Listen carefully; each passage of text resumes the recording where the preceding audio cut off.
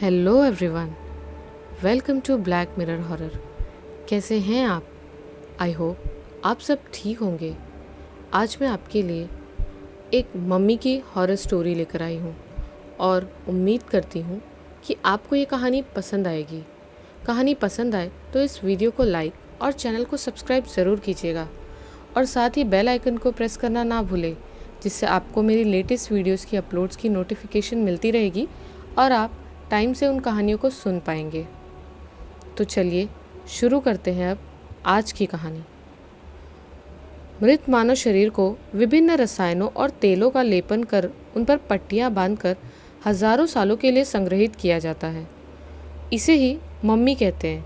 कहा जाता है कि मृत शरीर में हृदय को छोड़कर बाकी सभी आंतरिक ऑर्गन्स निकाल दिए जाते थे। मम्मी का नाम सुनते ही मिस्र और तुतेन खामेन और इजिप्ट की मम्मी का स्मरण सर्वप्रथम हो आता है। बाद में हमारे देश भारत के राज्यों में भी कई बड़े शहरों में मानव संग्रहालय द्वारा पुरातत्व संरक्षण और कई विलुप्त वस्तुओं को हमेशा संरक्षित और सुरक्षित रखने का कार्य होने लगा, जिनमें मुंबई का छत्रपति शिवाजी संग्रहालय प्रमुख है। यहाँ भी कुछ पुरानी मम्मी को संग्रहित किया गया है। वहीं भारत के एक और राज्य जयपुर में सबसे पुराना अल्बर्ट हॉल संग्रहालय भी है। भारत के tourist circuit India's golden triangle का हिस्सा भी है। इस गोल्डन ट्रायंगल में दिल्ली, आगरा और जयपुर आते हैं। भारत के मानचित्र में उनकी लोकेशन को देखने पर ये एक त्रिभुज ट्रायंगल का आकार लेते हैं। इन सभी संग्रहालयों में भी कई पुरातात्विक दुर्लभ वस्तुओं के साथ साथ हजारों साल पुरानी मम्मी भी देखने को मिल जाएगी। पर क्या हो जब यही मम्मी पुनर्जीवित होकर हम इंसानों की बस्ती में आ जाए। ऐसी ही एक कहानी जिसका नाम है टिटल्या। एक परिवार अपनी गाड़ी से रात के समय आमेर से जयपुर आ रहा था। गाड़ी में एक छोटा बच्चा और उसके माता पिता, पूरा परिवार हंसी खुशी से गाते हुए आने वाले पल से अनजान अपने गंतव्य की ओर बढ़ चले जा रहे थे। जयपुर के नज़दीक पहुंचते ही रास्ते में उस बच्चे को लघु शंका लगती है। सुनसान सड़क पर गाड़ी रोक वो बच्चे और परिवार लघु शंका के लिए उतरता है। आसपास मौत सी खामोशी सा सन्नाटा पसरा हुआ था। वे लोग जल्दी जल्दी निवृत्त होकर गाड़ी में बैठने को बढ़ते ही हैं, तभी उस बच्चे की नज़र गाड़ी के पीछे से आ रहे अंधेरे में किसी साए पर पड़ती है। वो हैरानी से चिल्लाता है, पापा देखो वो क्या है।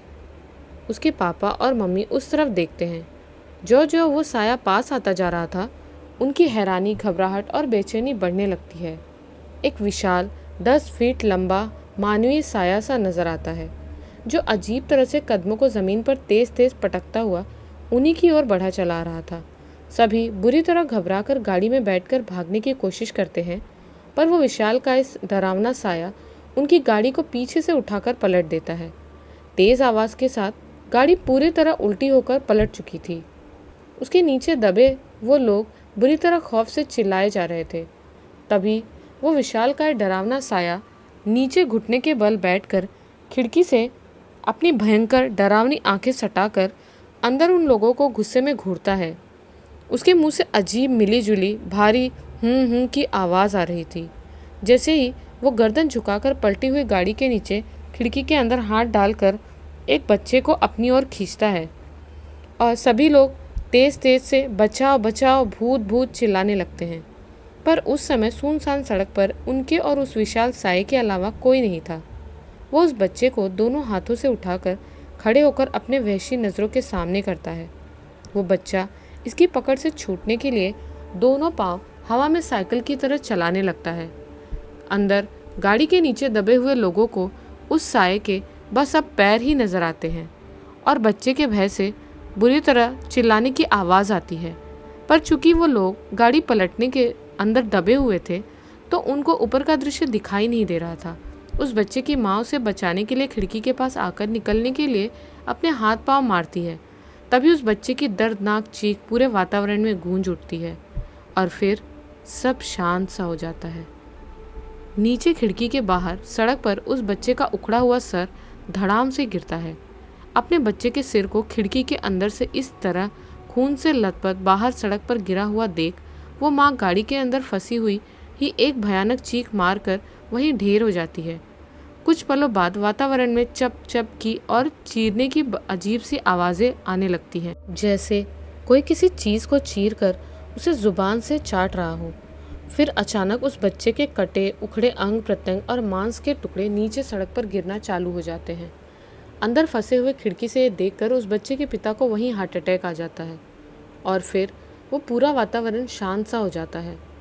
1600 ईस्वी में तत्कालीन महाराज सवाई जयसिंह द्वितीय ने सवाई जयनगर जयपुर की स्थापना की थी। उस समय सवाई जयनगर शहर के बाहरी इलाके से सटे जंगलों में कुछ आदिवासी समुदाय भी रहते थे, जो बाहरी दुनिया से विरक्त अपनी एक अलग दुनिया बसाकर अपने ही तरीके से जीवन यापन करते थे। उन्हीं आदिवासी समुदायों में से एक था कोरकू समुदाय। मूलतः तो ये समुदाय छत्तीसगढ़ और महाराष्ट्र के आसपास के क्षेत्र में पाए जाते थे, पर इनकी कुछ जातियों का इतिहास राजस्थान में भी मिलता है। उस समय जयपुर के पास घने जंगलों में कोरकू आदिवासी समुदाय के मुखिया और सिद्ध योगी टिटल्या भैसान का उन रेतीली जंगलों की दुर्लभ कंदराओं में एक साधना स्थल था। वो अपने समुदाय को और भी शक्तिशाली और सुरक्षित करने के लिए अपने देवी देवताओं की निरंतर कोई ना कोई साधना आराधना पूजा करता ही रहता था। उसने कई रहस्यमय शक्तियाँ अर्जित कर रखी थी। किसी साधारण मानव का इन स्थानों पर पहुंच पाना लगभग असंभव था। टिटल्या भैसान का साधना स्थल, जो कई रहस्यमय शक्तियों से भरा पड़ा था, उसके साधक इस स्थान की सुरक्षा करते थे। उसी ज़माने में एक और आदिवासी सिद्ध योगी गुज्जत थर्रा भी था। उसका भी अपना एक अलग समूह था। टिटला भैसान और गुज्जत थर्रा में आपस में भयंकर दुश्मनी थी। ये दोनों हमेशा अपने वर्चस्व के लिए भीषण रक्तपात मचाया करते थे। ऐसे ही एक बार टिटला भैसान अपनी कठोर साधना में लगा हुआ था। उस जमाने में पूरे आदिवासी समुदायों में यही कहा जाता था कि टिटला भैसान जैसे शक्तिशाली योगी को यदि कोई मार सकता है तो वो सिर्फ गुज्जत थर्रा ही था, जिसके पास भी उसके जैसी शक्तियाँ थी। और हुआ भी यही। धोखे से गुज्जत थर्रा ने एक रात उसके साधना स्थल में घुसकर साधनारत टिटल्या को मार डाला। अब उस समुदाय पर सिर्फ गुज्जत थर्रा का ही शासन था, पर टिटल्या ने मरते वक्त अपने साधकों से बोला कि उसके शव को ना ही जलाया जाए ना ही दफनाया जाए, बल्कि उसे कुछ विधि द्वारा कुछ जंगली औषधियों का लेपन कर कपड़ा लपेटकर एक ताबूत में बंद कर कुछ विशेष पूजन सामग्री के साथ वहीं उसी जगह पर रख दिया जाए जहाँ बैठकर वो साधना किया करता था। साधकों ने ऐसा ही किया। उस घटना को सदियाँ बीत गई। वक्त के साथ सब कुछ बदल गया। वो आदिवासी समुदाय भी वक्त की रेत में कहीं दफन हो गए। वो रहस्यमय कंदराएं उन्हीं जंगलों में दफन हो गई। अब वर्तमान में पुरातात्विक सर्वेक्षण की टीम वरिष्ठ पुरातात्विक डॉक्टर रंजीत चौधरी के नेतृत्व में जयपुर के रेतीले जंगलों में खुदाई कर दुर्लभ वस्तुओं का पता लगा रही थी। गहरी खुदाई करते करते अचानक उन्हें ज़मीन में रेत में दफन एक पतली सी कंदरा नजर आई। वो इतनी पतली थी, उसमें से किसी इंसान का निकल पाना भी असंभव था। जब अधिकारियों को उस प्राचीन कंदरा के बारे में बताया गया तो कई पुरातत्वविद विशेषज्ञों की टीम वहां अध्ययन करने आई। उस कंदरा को मशीनों की सहायता से चौड़ा किया गया। अंदर गुप्त अंधकार था, जहां कई विषैले जीवों कीड़े मकोड़ों का वास था। बड़ी मुश्किल से उस गुफा को अंदर जाने लायक बनाया गया और विशेषज्ञों की एक टीम ने अंदर जाकर प्रकाश की व्यवस्था कर वहां का सर्वेक्षण करना स्टार्ट किया। अजीबोगरीब वस्तुओं और दुर्लभ चीज़ों के खजाने के बीच एक बड़ा सा लकड़ी का बंद ताबूत मिलता है। साफ करके बड़ी मुश्किल से उस ताबूत को जब खोलने का प्रयास किया गया तो अचानक ज़मीन में एक अलग ही उथल पुथल होने लगी। ये देख वहाँ मौजूद सभी लोगों की आंखें फटी रह गई। बड़ी मुश्किल से उस ताबूत को खोला गया। उसमें एक विशालकाय 10 फीट की प्राचीन मम्मी जैसा कोई इंसानी शरीर रखा हुआ था। कई इंसानों के द्वारा मिलकर भी उसे उठा पाना असंभव था। बुलडोज़र और हैवी मशीनों की सहायता से उस रेतीली गुफा को खोदकर ओपन किया गया और उस ताबूत को जैसे तैसे बाहर निकाला गया। जैसे ही वो ताबूत बाहर खुले वातावरण के संपर्क में आया तो कुछ पलों के लिए पूरे वातावरण में एक अजीब सा बदलाव आने लगा। हवा एकदम तेज़ बहने लगी, इतनी तेज़ कि उड़ती रेत के बीच आंखें खोल पाना भी संभव नहीं हो पा रहा था। सभी लोग कुछ देर के लिए अंदर टेंटों में चले गए। जब वातावरण कुछ सामान्य हुआ तो सभी बाहर उस ताबूत के पास आ गए। बाद में जगह जगह से कई पुरातात्विक विशेषज्ञों ने आकर उस ताबूत में रखी मम्मी का बारीकी से अध्ययन किया। उस ताबूत के ऊपर किसी अनजान भाषा में कुछ लिखा हुआ था। उसे समझने के लिए कई पौराणिक भाषा विशेषज्ञ आते हैं। जयपुर संग्रहालय की तरफ पुरातत्व सर्वेक्षण से संबंधित कुछ गाड़ियां जा रही थी। इन गाड़ियों के बीच में एक बड़े से विशालकाय कंटेनर के अंदर एक मम्मी को ले जाया जा रहा था। ये वही खुदाई में मिली हुई मम्मी थी। इस घटना के कुछ महीनों बाद पुरातत्व विशेषज्ञ डॉक्टर रणजीत चौधरी अपने कार्यालय में 2 कर्मचारियों के साथ रहस्यमय ढंग से मृत पाए जाते हैं। ये वही थे जिन्होंने उस प्राचीन मम्मी को खोजा था और उस पर रिसर्च कर रहे थे। सबको यही आश्चर्य हो रहा था कि उनके साथ ये पुराने कर्मचारी इतनी रात गए क्या कर रहे थे और इनका मर्डर किसने किया। क्या तीनों मर्डर का हत्यारा कोई एक ही है? न्यूज़पेपर्स और चैनल्स की सुर्खियां इसी तिहरे हत्याकांड को लेकर भरी हुई थी। पुलिस उनके परिवार में और आसपास सभी जगह पूछताछ कर रही थी, पर कोई कुछ भी खास बता पाने में सक्षम नहीं था। संग्रहालय के लोगों ने एक ही बात कही कि डॉक्टर रंजीत उस मम्मी पर रात में जाग जाग कर गहन अध्ययन कर रहे थे। हैरानी तो तब और बढ़ गई जब उस संग्रहालय में अध्ययन के लिए रखे उसी ताबूत को खुला पाया गया जिस पर डॉक्टर रंजीत चौधरी दिन रात रिसर्च कर रहे थे। वो ताबूत खाली था। उसमें वो मम्मी जैसी आकृति वाला शरीर गायब था। मम्मी चोरी होने के अंदेशे से पुलिस फौरन हरकत में आई। शहर की नाकेबंदी पर गहन सर्चिंग अभियान लगाया गया। कई संदिग्ध जगहों पर छापेमारी भी की गई, पर उस चोरी हुई मम्मी का कोई पता नहीं चला। डॉक्टर रंजीत चौधरी और उनके साथियों की हत्या को पुलिस उस मम्मी की चोरी से जोड़कर देखने लगती है। दोनों घटनाएं आपस में जुड़ी हुई प्रतीत हो रही थी। जब उस संग्रहालय के सीसीटीवी फुटेज चेक किए गए तो जिस रात डॉक्टर रंजीत की उनके साथियों समेत हत्या हुई थी और वो मम्मी चोरी हुई थी, उस पूरी रात की ही फुटेज गायब थी। ऐसा लगता था जैसे किसी ने जानबूझकर ऐसा किया हो। कुछ लोगों को अरेस्ट कर उनसे गहन पूछताछ भी की गई, पर सभी ने खुद को इस बात से अनजान ही बताया। आखिर वो मम्मी गई कहाँ? आसमान खा गया या ज़मीन निगल गई? सारे प्रश्न अपनी जगह यथावत थे। पुलिस और पुरातत्व विभाग को कुछ समझ नहीं आ रहा था। इन घटनाओं के कुछ समय बाद शहर में रातों में सुनसान सड़क पर रहस्यमय हत्याएं होना शुरू हो गई। आए दिन इन दुर्दांत घटनाओं की पुनरावृत्ति होने लगी। पूरा शहर और आसपास की सभी जगहों पर दहशत का माहौल व्याप्त हो गया। अंधेरे में लोग सुनसान सड़क पर निकलने से भी डरने लगे। पूरा पुलिस डिपार्टमेंट और सरकारी तंत्र लाख कोशिशों के बाद भी इन हत्याओं की गुत्थी सुलझा नहीं पा रहा था। चारों तरफ हड़कंप मचा हुआ था। एक ऐसे हत्यारे की खोज की जा रही थी जिसकी पुलिस के पास ना कोई शक्ल थी, ना ही कोई और जानकारी। बस सभी अंधेरे में हाथ पांव मार रहे थे। जिसने भी उन लाशों को देखा अंदर तक दहल गया। पुलिस वालों ने भी अपने पूरे करियर में ऐसी जघन्य हत्याएं कभी नहीं देखी थी। ऐसा लगता था ये किसी इंसान का नहीं बल्कि हैवान का काम हो। उनके गले को काटकर अंदर के वोकल कॉर्ड्स निकाल लिए गए थे। हृदय को छोड़कर बाकी अन्य ऑर्गन्स भी गायब थे। लाशें बिल्कुल उधड़ी पुधड़ी कटी फटी हालत में बड़े भयानक रूप में मिली थी। उसका पोस्टमार्टम कर पाना भी असंभव था क्योंकि पूरा शरीर अंदर से खोखला कर दिया गया था। उनके मांस के टुकड़े पूरी सड़क पर इधर उधर बिखरे पड़े रहते थे। जिसने भी इन भीषण विभत्स दृश्य को देखा वो आश्चर्य और घृणा से दोहरा हुए बिना नहीं रह सका। प्रत्यक्षदर्शियों के अनुसार किसी भयानक दैत्याकार साये को रातों में सुनसान सड़कों पर घूमते हुए देखने की बात भी सामने आती है।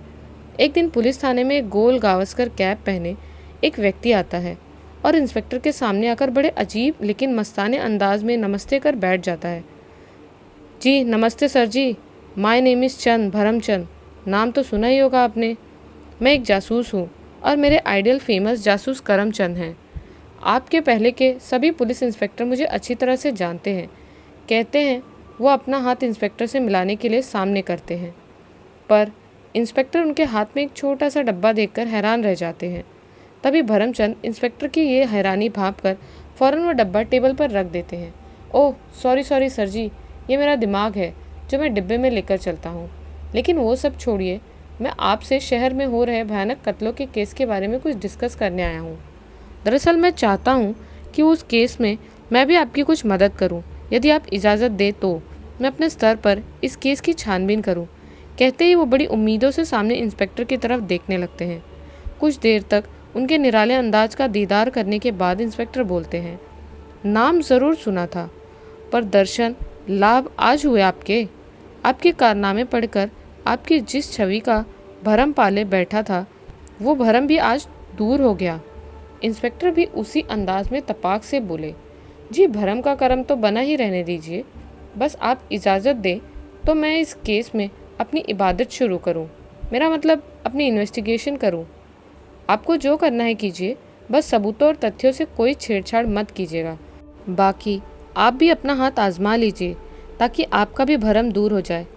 अरे सर जी, हमने आज तक लड़कियों से छेड़छाड़ नहीं की, तो सबूत तो बहुत दूर की बात है। आप निश्चिंत रहिए, आपके किसी काम में मेरी तरफ से कोई व्यवधान नहीं आएगा। तो मैं चलूँ सर जी? इतना कहते हुए वो नमस्कार कर उठ के चले जाते हैं।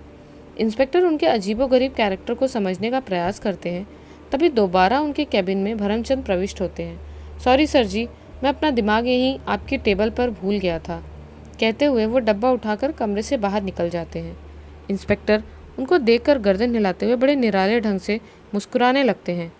भरमचंद जहाँ जटिल से जटिल केस अपनी अक्ल से सुलझाने में माहिर थे, वहीं अपने सनकीपन के लिए भी जगत प्रसिद्ध थे। हमेशा अपने साथ एक छोटा डिब्बा रखते थे जिसमें वो अखरोट की गिरी और कुछ काजू भरे होते थे, जिन्हें वो केस सुलझाते हुए बीच बीच में चबाया करते थे।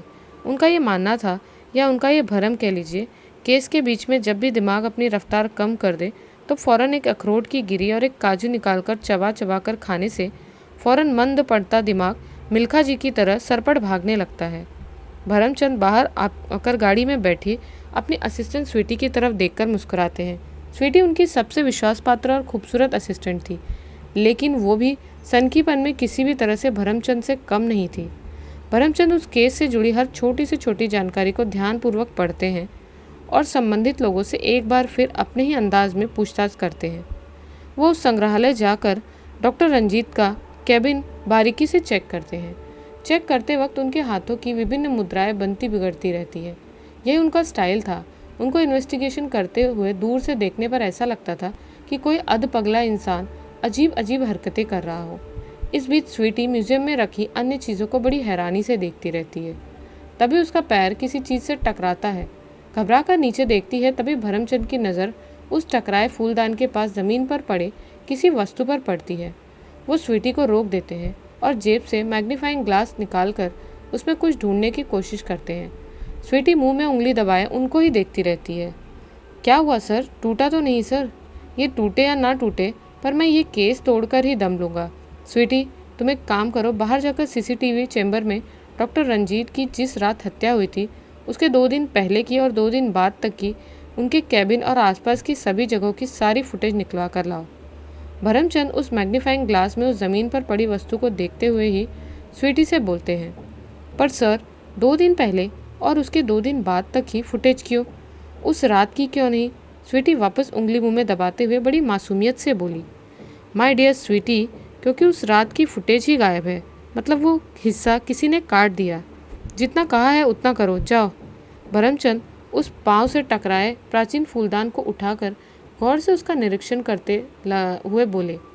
मैग्नीफाइंग ग्लास से देखते ही देखते उनकी आंखों में चमक और बढ़ जाती है, जैसे कोई साइंटिस्ट माइक्रोस्कोप में कोई सूक्ष्म जीवाणु देखकर खुश होता है। रात में हाईवे पर ट्रक वगैरह की आवाजाही लगी हुई थी।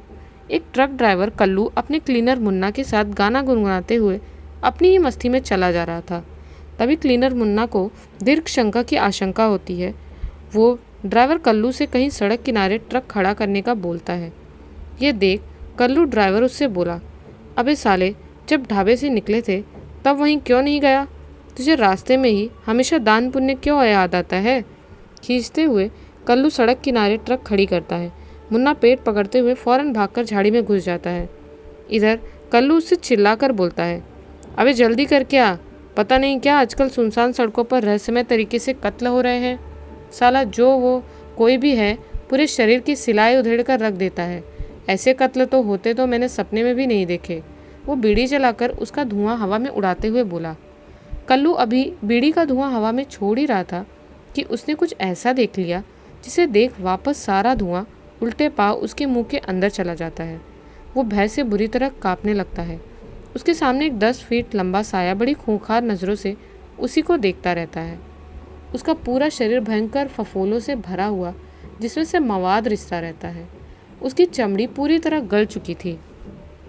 कल्लू की आवाज़ तक नहीं निकलती। वो बस मुंह फाड़े हुए उस भयानक कदकाठी के अजीब जीव को देखकर ज़मीन से चिपका खड़ा थरथराता ही रहता है। कुछ देर बाद पूरे वातावरण में एक दर्दनाक चीख गूंज उठती है। आवाज़ सुनकर मुन्ना अधूरी डिलीवरी देकर ही पैंट ऊपर चढ़ाता हुआ बाहर आकर देखता है तो उसके प्राण सूख जाते हैं। सामने सड़क पर शत विशत हालत में कई टुकड़ों में कल्लू ड्राइवर की लाश पड़ी रहती है और उसकी लाश के पास एक भयानक शैतानी हैवान अपनी लंबी जीभ को बाहर निकालकर उसे चाटता रहता है। कल्लू जैसे तैसे बिना आवाज़ के उल्टे पांव झाड़ी में भाग जाता है। अगले दिन पुलिस उस हाईवे पर एक और भयानक कत्ल की तफ्तीश करती है। तभी एक और गाड़ी वहां आकर रुकती है और गेट खुलते ही सर पर गावस्कर कैप लगाते हुए जासूस भरमचंद अपनी असिस्टेंट स्वीटी के साथ उतरते हैं और वहां आकर सड़क पर टुकड़ों में बिखरे पड़े उस शव को बारीकी से मुआयना करने लगते हैं। इंस्पेक्टर से ये देखकर भरमचंद से बोलते हैं, इतने गौर से क्या देख रहे हैं भरमचंद जी? भरमचंद सड़क पर घुटनों के बल बैठकर उन शव को बारीकी से देखते हुए बोले, देख रहा हूँ इंस्पेक्टर जी, ये जो कोई भी है समोसे के अंदर के सारे आलू और मसाले तो निकाल कर खा जाता है और समोसे की ऊपरी चमड़ी को फेंक देता है। बस मिर्ची छोड़ देता है। शायद उसे मिर्ची पसंद नहीं। उंगलियों को अपने निराले स्टाइल में नचाते हुए भरमचंद इंस्पेक्टर से बोले। उनकी बातों के गूढ़ अर्थ को इंस्पेक्टर का मासूम दिमाग समझ ही नहीं पाता। वो हैरानी से बोलते हैं, मतलब ये इंस्पेक्टर साहब कि लीजिए आप भी खाइए मेरा दिमाग, मेरा मतलब अखरोट और काजू, फिर आपको भी समझ में आने लगेगा। भरमचंद मुस्कुराकर डिब्बा उनकी तरफ करते हुए बोले। इंस्पेक्टर अभी भी भरमचंद को बड़ी अजीब नज़र से देखते रहते हैं। अपने ऑफिस में बैठे हुए भरमचंद कंप्यूटर की स्क्रीन पर बड़े गौर से वो सीसीटीवी फुटेज देखते रहते हैं। पास ही स्वीटी मुंह में उंगली दबाए उन्हें देखती रहती है। वो फुटेज देखते हुए एक जगह उस रिकॉर्डिंग को रोक देते हैं और थोड़ा गंभीर हो जाते हैं। ये देखकर स्वीटी अपनी उंगलियां मरोड़ते हुए घबराकर उनसे पूछती है, क्या हुआ सर? पर भरमचंद अभी भी कंप्यूटर में ही झांके जा रहे थे। फिर स्क्रीन में ही नज़र गड़ाए हुए वो हाथ से अपना डिब्बा टटोल कर उसमें से अखरोट और काजू निकालकर चबाने लगते हैं। अगले ही कुछ पलों में वो मुस्कुराते हुए चुटकी बजाकर स्वीटी की तरफ देखते हैं। स्वीटी डरी हुई उन्हीं को देख रही थी। My dear, no fear. आखिर अखरोट और काजू ने अपनी यारी निभा ही दी। मतलब सर, मतलब छोड़ो और चलो म्यूज़ियम। हमें एक बार उस ताबूत को अच्छे से खंगालना पड़ेगा। म्यूज़ियम पहुंचकर वो वहाँ के मैनेजमेंट से मिलकर उस ताबूत की पड़ताल करने की मंजूरी ले लेते हैं और फिर अपनी सारी दिमागी शक्ति को उस ताबूत में झोंक देते हैं। चारों तरफ से घूम घूम कर उसकी बारीकी से पड़ताल करते हैं और फिर आसपास चिपके से देखकर उस ताबूत में अंदर की तरफ नीचे कोने में फंसी कोई छोटी सी वस्तु उठाकर जेब में रख लेते हैं। फिर स्वीटी की तरफ देखकर बोलते हैं, जो अब तक मुंह में उंगली दबाए उस कमरे को आश्चर्य से निहारती रहती है, माय डियर स्वीटी, तुम हो बहुत प्रिटी। अपना मोबाइल निकालो और इस ताबूत की चारों तरफ से फ़ोटो क्लिक करो। अच्छे से अंदर बाहर सभी जगह से बारीकी से डेप्थ सेंसर और पोर्ट्रेट मोड में क्लिक करना। ये कहते ही वो डिब्बे में से अखरोट की एक गिरी और काजू निकालकर जैसे ही खाते हैं उनकी नज़र उस ताबूत के ढक्कन पर पड़ती है और वो उसे अंदर बाहर से अच्छे से देखते हैं। उस ताबूत के ढक्कन पर किसी भाषा में बारीक अक्षरों में कुछ लिखा रहता है। वो उसकी भी एक फ़ोटो स्वीटी से लेने को बोलते हैं। उसके बाद म्यूज़ियम के सभी गेट कीपर और वॉचमैन से कुछ ज़रूरी सवालात करते हैं। बीच बीच में अखरोट और काजू खाना भूलते नहीं। एक बार फिर अपने ऑफिस में आकर अपने सिंहासन पर विराजमान होते हुए स्वीटी से उन फ़ोटोज़ को लेकर अपने कंप्यूटर पर अपलोड कर कुछ काम करने लगते हैं। फिर भारत की कई प्राचीन आदिवासी जनजातियों से संबंधित साइट्स को ओपन कर गंभीरता से पढ़ते हैं। कुछ ज़रूरी जानकारियों को अपनी डायरी में नोट भी करते जाते हैं। उसके बाद लाइब्रेरी में जाकर कुछ प्राचीन वस्तुओं और ममीज़ से संबंधित किताबें पर निकालकर कई घंटों वहीं बैठकर उनको भी पूरी तरह चाट जाते हैं। लाइब्रेरी बंद होने का समय हो जाता है तो मैनेजर उनको आकर इसकी सूचना देता है। हाईवे पर अब भी कोई भी रात में गाड़ी धीमी करने तक से डरने लगता है। सभी गाड़ियाँ स्पीड में भागती रहती हैं। वो खतरनाक भयावह घृणित हैवान उन्हीं सुनसान सड़कों पर कई हत्याओं को अंजाम दे चुका था। रात में हाईवे पर पुलिस गश्त भी कड़ी थी। इधर भरमचंद स्वीटी के साथ कहीं बाहर निकलने की तैयारी करते हैं। हम लोग कहाँ जा रहे हैं सर? स्वीटी अपने चीर परिचित उंगली मुंह में दबाने के अंदाज में उनसे पूछती है। ये तुमको जाने के बाद पता ही चल जाएगा माय डियर। भरमचंद अखरोट की गिरी और काजू खाते हुए स्वीटी के साथ गाड़ी में बैठकर जल्दी में कहीं निकल जाते हैं। 2 दिन बाद जब थाने में पुलिस इंस्पेक्टर उसी केस में उलझे हुए बैठे रहते हैं, तभी जासूस भरमचंद उनके कैबिन में दाखिल होते हैं। इंस्पेक्टर उन्हें देखते ही अपना सिर खुजाने लगते हैं। नमस्ते सर जी, आज आपका बोझ कुछ कम करने आया हूँ। इंस्पेक्टर को उनकी बात पल्ले नहीं पड़ती। भरमचंद उनकी मनोदशा भांपते हुए फिर बोले, घबराइए नहीं, आपको कुछ नहीं करना, सिर्फ सुनना है। मैं जानता हूँ आपको सुनाने का काम सिर्फ हमारी आदरणीय भाभी जी का है, पर आज ये जिम्मेदारी मैं निभाने आया हूँ। इंस्पेक्टर अब तो बुरी तरह से खींच जाते हैं। देखिए भरमचंद जी, मैं वैसे ही इस केस को लेकर काफ़ी परेशान हूँ, ऊपर से उच्च अधिकारियों का प्रेशर भी बढ़ता जा रहा है। कोई काम की बात हो तो कीजिए, वरना आप तशरीफ़ ले जा सकते हैं।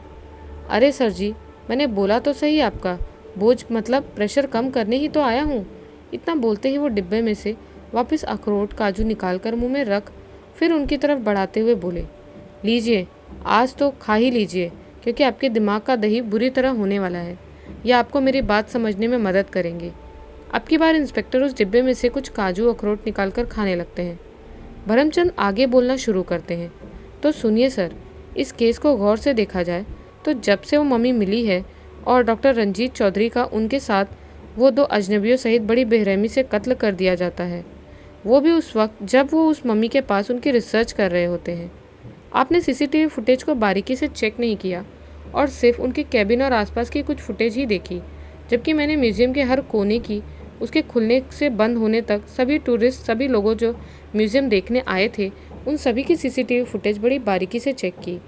अमूमन जब भी किसी स्थान पर योजनाबद्ध तरीके से किसी का कत्ल करना हो तो उसके 2-3 दिन पहले से उस जगह की रेकी की जाती है, मतलब हर बात की बारीकी से सघन पड़ताल की जाती है।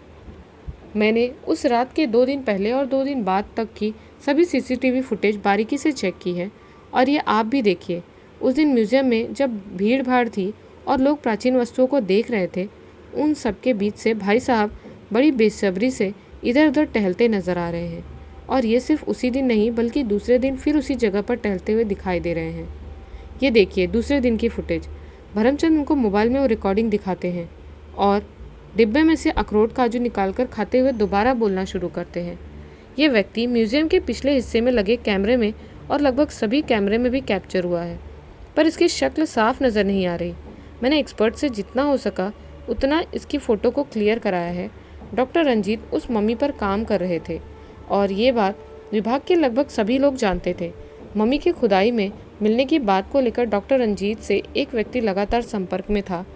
मैंने डॉक्टर रंजीत की कॉल डिटेल्स निकलवाई तो पहली नज़र में तो कुछ साफ साफ पकड़ाई में नहीं आया, पर ये कुछ नंबर्स हैं जिन पर बारीकी से गौर किया जाए तो ये अभी कंपनी की नई सीरीज़ के नंबर हैं, जो वर्तमान में निकाली गई सीरीज़ है, और लिस्ट में कुछ दिनों पहले से लगातार शो भी हो रहे हैं। कोई कॉल कुछ मिनट की है तो कोई आधे घंटे तक की, और बाद में सिर्फ उन्हीं अलग अलग यूनिक सीरीज़ वाली सिमों से कुछ मिस कॉल भी शो हो रहे हैं। मतलब आखिर में रंजीत ने वो कॉल या तो जानबूझकर अटेंड नहीं किए या फिर कोई और वजह से, यानी इस यूनिक सीरीज़ की सारी सिम एक साथ ही खरीदी गई होगी, क्योंकि कातिल नहीं चाहते थे कि कोई एक नंबर ही बार बार शो हो। वो अच्छे से जानता था कि आप लोग कॉल डिटेल्स ज़रूर निकलवाओगे, इसीलिए उसने एक नहीं बल्कि कई सिम खरीदे। कैमरे में दिखने वाले व्यक्ति की शक्ल को जब एक्सपर्ट से क्लियर कराकर म्यूज़ियम के अधिकारियों और कर्मचारियों को दिखाया तो ये पता लगा कि ये म्यूज़ियम के ही पुराने कर्मचारी पवन सिंह का भाई रमन सिंह है। ये वही पवन सिंह है जिसकी म्यूज़ियम से होने वाली दुर्लभ वस्तु की चोरी में हाथ था। ये वस्तुएं वो दूसरे लोगों को बेचकर मोटी रकम हासिल करता था। जब डॉक्टर रंजीत ने उसे एक दिन रंगे हाथों पकड़ लिया तो उसने गिड़गिड़ाकर उनसे माफ़ी मांगी, अपने बच्चों की दुहाई तक दी। रंजीत का दिल पिघल गया और उसकी शिकायत पुलिस में ना करते हुए ये बात विभागीय इंक्वायरी तक ही सीमित रही। पर चोर कभी मोर नहीं बन सकता सर जी। चोरी पकड़ाने से पवन सिंह की आमदनी बंद हो गई। जिसके मुंह में खून एक बार लग चुका हो उसे फिर घास फूस पसंद नहीं आती। यही हाल पवन सिंह का हुआ। जब मम्मी खुदाई में मिली तो ये खबर पवन सिंह ने उन लोगों को दी जो म्यूज़ियम की पुरानी चीज़ें चुरा कर विदेशों को मुँह मांगे दाम पर बेचते थे। उन्होंने डॉक्टर रंजीत से कई बार फ़ोन पर संपर्क भी किया, पर डॉक्टर रंजीत दिल से सच्चे देशभक्त थे।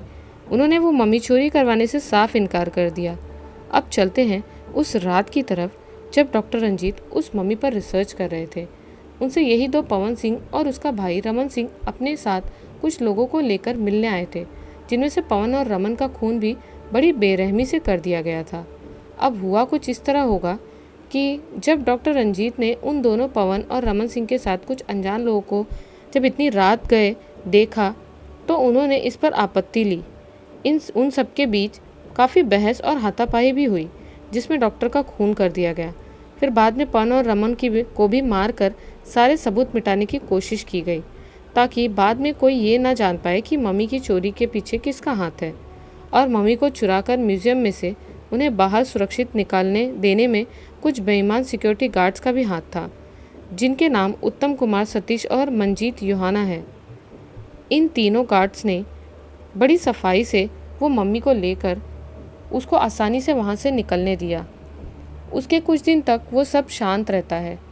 फिर डॉक्टर रंजीत के बाद दूसरी घटना महीने भर बाद उसी हाईवे पर एक परिवार के साथ घटती है, जिसमें बच्चा बुरी तरह मारा जाता है। उसके बाद फिर धीरे धीरे सीरियल ब्रूटल मर्डर्स का सिलसिला चालू हो जाता है, लेकिन कातिल सारी घटनाओं को शहर के बाहर ही अंजाम देता है, सिर्फ उसी हाईवे पर, और सभी हत्याएं एक जैसी मिलती जुलती। मैंने हर कत्ल की फॉरेंसिक रिपोर्ट भी बारीकी से देखी है और 3D प्रिंटिंग टेक्निक से कुछ चीज़ों को डिजिटली पुनर्निर्मित भी करके देखा है। 3D प्रिंटिंग टेक्नोलॉजी एक ऐसी अद्भुत तकनीक है जिससे मनचाही चीज़ों का निर्माण किया जा सकता है। कई क्षेत्रों में, कई उद्योगों में इसका बखूबी सफल इस्तेमाल हो रहा है। लेकिन डॉक्टर रंजीत और उन दोनों लोगों की हत्या के बाद जितनी भी हत्याएं हुई, उनमें किसी इंसान का हाथ नहीं है। भरमचंद की बात सुनकर इंस्पेक्टर हैरानी से बोले, मतलब फिर किसका हाथ है? टिटलिया। भरमचंद के मुंह से ऐसा अजीब नाम सुनकर इंस्पेक्टर की उत्सुकता और बढ़ जाती है। टिटलिया? ये कौन है जो इंसानों की गिनती में नहीं आता, और वो अब मम्मी कहाँ है? इंस्पेक्टर के मुंह से सवालों की झड़ी लगते देख भरमचंद आगे बोलना शुरू करते। टिटलिया स्वयं वो मम्मी ही है सर जी। व्हाट? इंस्पेक्टर हैरानी से मुंह फाड़ लेते हैं। जी, और अब जो मैं कहने जा रहा हूँ उसे आप जैसे कानूनी विद्वान कभी नहीं मान सकते, क्योंकि टिटलिया खुद ही वो मम्मी है जो 400-500 साल पहले एक आदिवासी तांत्रिक हुआ करता था और जिसने कई काली शक्तियों को अपने वश में कर लिया था, पर वो धोखे से अपने ही समूह के बेईमान और लालची गुज्जर थर्रा के हाथों मारा गया। चूँकि वो एक घोर आदिवासी तांत्रिक था, इसीलिए उसकी बॉडी को उसके ही कुछ लोगों ने मम्मी बनाकर सुरक्षित एक ताबूत में रख दिया और उसकी साधना से संबंधित पूजन सामग्री जो आदिवासी समुदाय उस समय इस्तेमाल करता था उसी ताबूत में रख दी गई। लेकिन ये बात तुम कैसे जानते हो? इंस्पेक्टर फिर से हैरानी से भरमचंद को देखते हुए बोले।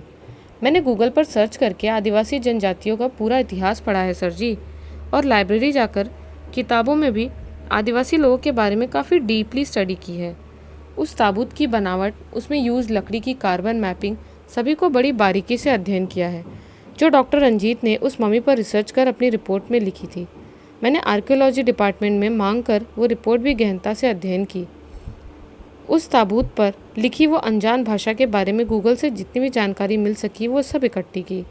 चूँकि टिटलिया एक कोरकू आदिवासी समुदाय से था, जो अब भी मध्य प्रदेश और महाराष्ट्र में कुछ स्थानों में बसी हुई है। उन लोगों में जो पुराने काफ़ी वृद्ध लोग हैं, मैं उनसे स्वयं जाकर मिला और जानकारी जुटाई।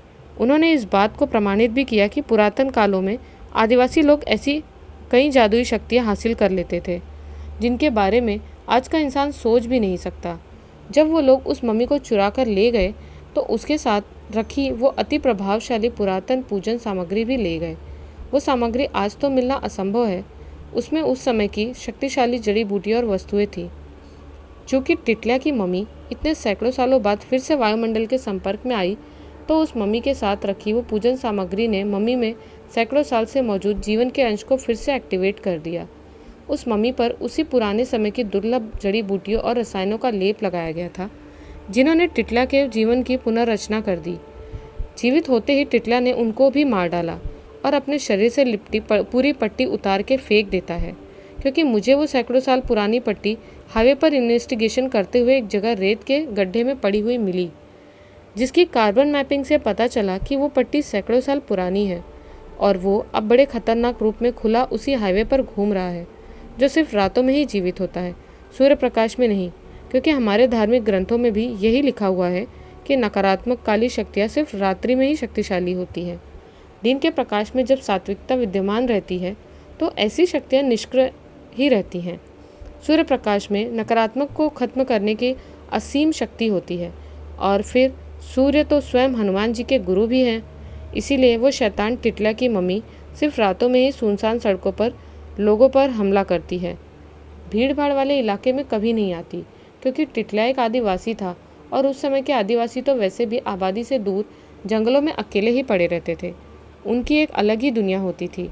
मैं अपने साथ ऐसे ही एक बुजुर्ग कोरकू आदिवासी टीकम नल्ला को लेकर आया हूँ, जिन्होंने मुझे इस बारे में और भी कई महत्वपूर्ण जानकारियाँ दी। इन्होंने भी अपने बुजुर्गों के मुँह से टिटला भैसान के बारे में बहुत खूब सुन रखा था।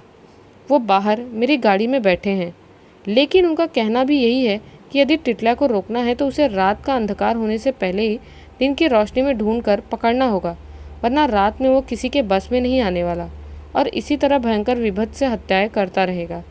भरमचंद की बात सुनकर इंस्पेक्टर उनसे बोले, लेकिन हम टिटला को ढूंढेंगे कहाँ? उसके लिए बाहर मेरी गाड़ी में वही कोरकू आदिवासी समुदाय में तांत्रिक टीकम नल्ला बैठे हैं। वो अपनी साधना से ये पता कर सकते हैं कि इस वक्त वो मम्मी कहाँ, किस दिशा में है। आप मेरे साथ कुछ हवलदारों को लेकर चलिए, क्योंकि अंधेरा होने में अभी सिर्फ चंद घंटे ही शेष हैं। भरमचंद की बात सुनकर वो लोग साथ में फ़ौरन वहाँ से निकलते हैं।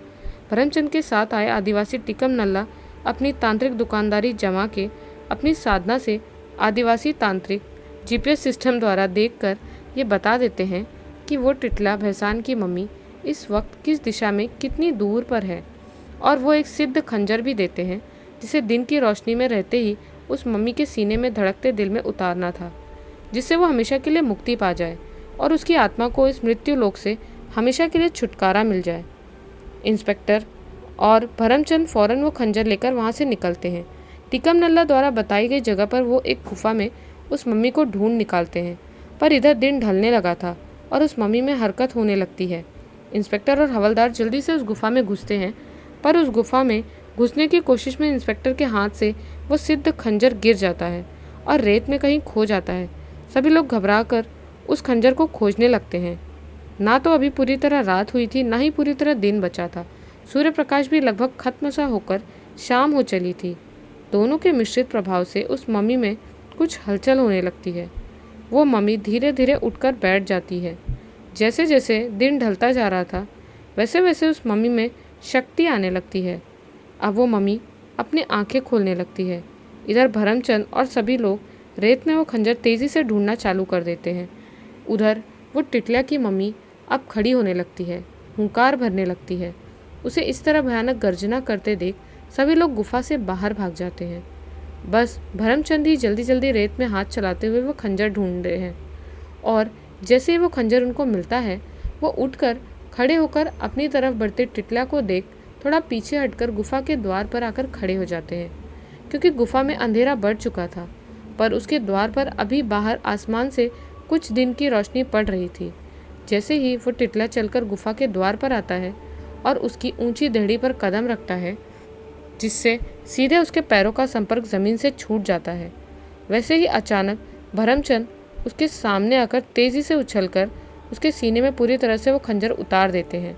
टिटला खंजर लगते ही भयंकर आवाज़ के साथ मुंह फाड़ते हुए वहीं देहड़ी पर गिरकर बैठ जाता है। उसे बुरी तरह तड़पता हुआ देख भरमचंद उससे चिल्लाकर बोलते हैं, देख टिटला, अपनी आंखों से इस वक्त को देख। ये वही समय है जब ना तो पूरी तरह दिन है, ना पूरी तरह रात, ना तो गुफा के अंदर है, ना तो तू गुफा के बाहर। ये वही समय है जब भगवान नरसिम्हा ने हिरण्यकश्यप का वध किया था। तू भी आज का हिरण्यकश्यप है। आज तेरी आत्मा इस लोक से मुक्त होकर उस भगवान के चरणों में विलीन हो रही है। टिटला आखिरी बार तेज गर्जना करते हुए वहीं गुफा की देहड़ी पर बैठे बैठे अपनी गर्दन लटका देता है। शैतानी शक्ति का अंत हो चुका था। इंस्पेक्टर ये देखकर बहुत खुश होते हैं। वो भरमचंद को धन्यवाद देते हैं। आज मैं भी मान गया भरमचंद जी, आपको लेकर जो भरम था मुझे, वो सब दूर हो गया। यदि आप नहीं होते तो मैं कभी भी इस केस को नहीं सुलझा पाता। आप वाकई में बेस्ट नहीं बल्कि एक्सीलेंट हो। बहुत बखूबी आपने ये केस सुलझाया। कैसी लगी आपको ये कहानी? हमें कमेंट्स में ज़रूर बताएं। मिलती हूँ एक नए वीडियो में कुछ नई और डरावनी कहानियों के साथ। तब तक के लिए बाय एंड टेक केयर।